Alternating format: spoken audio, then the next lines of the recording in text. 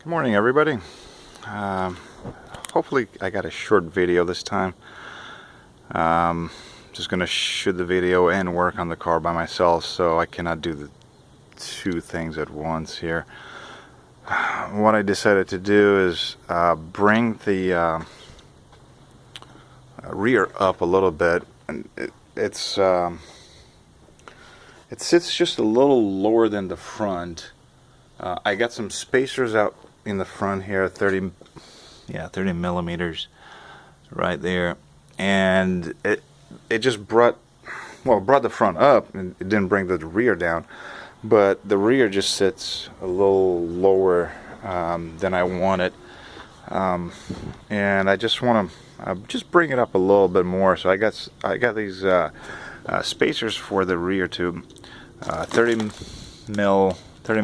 millimeter each, and some what they call trim packers, whatever, 1 centimeter, 10 millimeter for the other side, for the driver's side, rear driver's side, because that one sits a little lower for some reason. I got the spare tire right here. Probably just hangs a little lower. The driver's, of course, this side. The battery's on this side here too.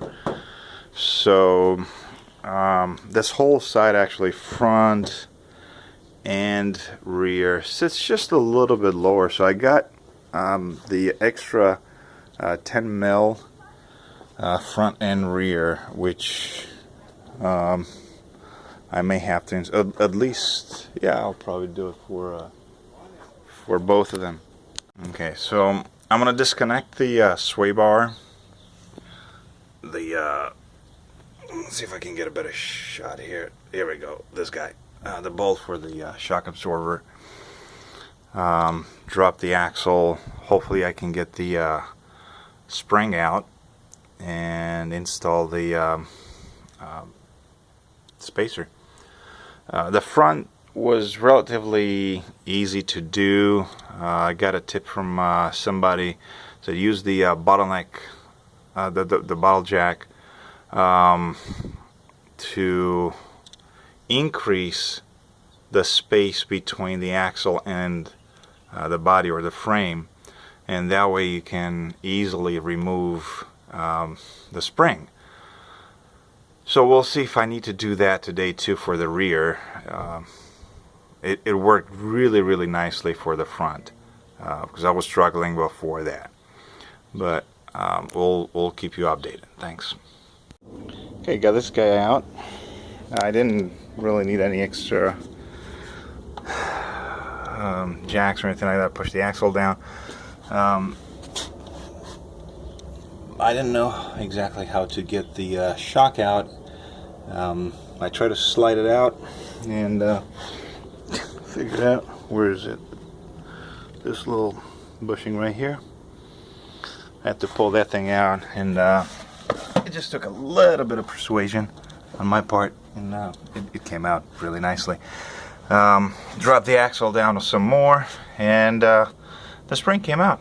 So now let's go over on the other side. There's too much sun here. Got the spacer. Well, of course, this thing is going to be upside down. This is actually the bottom part of the spring. This would be the top part. So we're going to flip it over, put it back in. Stay tuned. This side is done. I got the spacer right in there. I'm not sure if you can see it.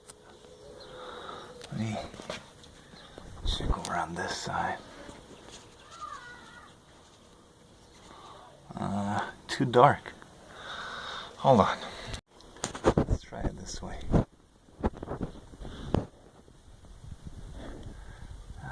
Hopefully you can see it.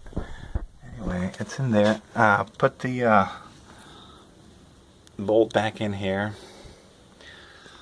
and I'll put the tire back on and move over to the other side. And hopefully it will be just as easy. A little bit, yeah, right there. You can see it. All right, cool. Okay, now we're over to the driver's side.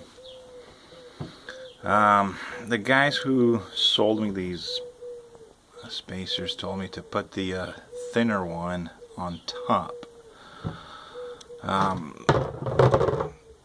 The big one, the black one here, comes with a bit of a groove for the spring to sit in. This would fit nicely, but I'm not sure about the springs, how that would slip off, and it would just kind of raise it maybe a quarter of an inch or so. So we'll see. I'll try the way they set it. Probably this way. See, the top here is rounded a little bit. The bottom's more square. It's right here.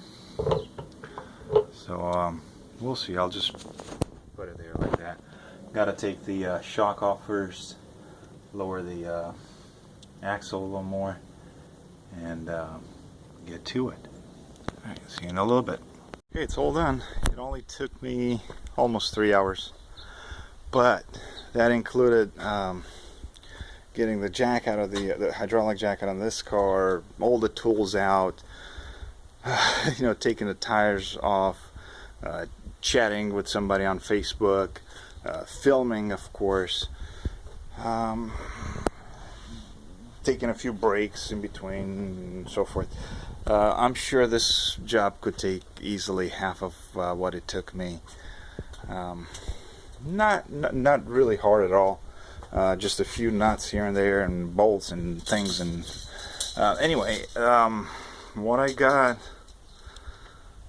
let's see, bottom of the rim to bottom of the flare here.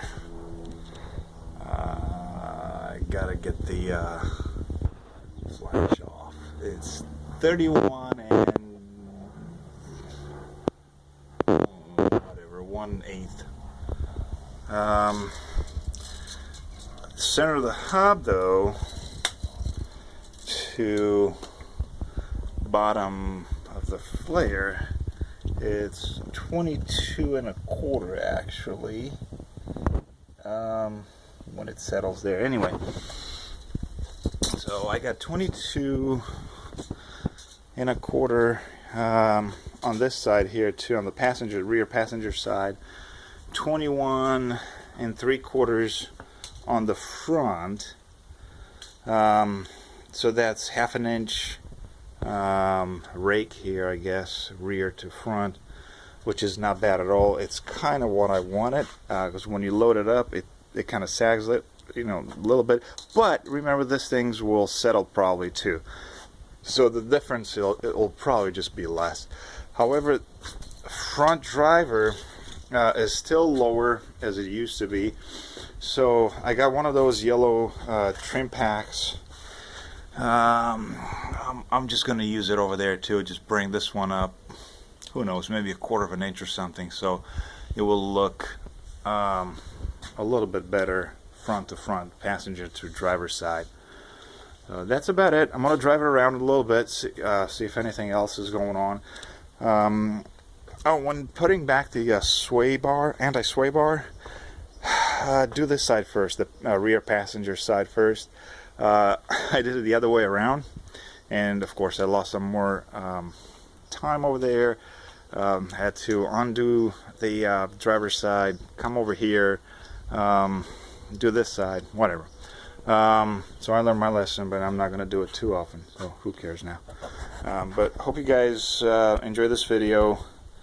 Of course, like and subscribe, please, and I'll come up with some more videos. I got a subwoofer installation. Oh, that's nasty. Okay, coming up, and we'll keep you posted with how the car is going to do in a while after I drive it for maybe a month or so. Okay, take it easy.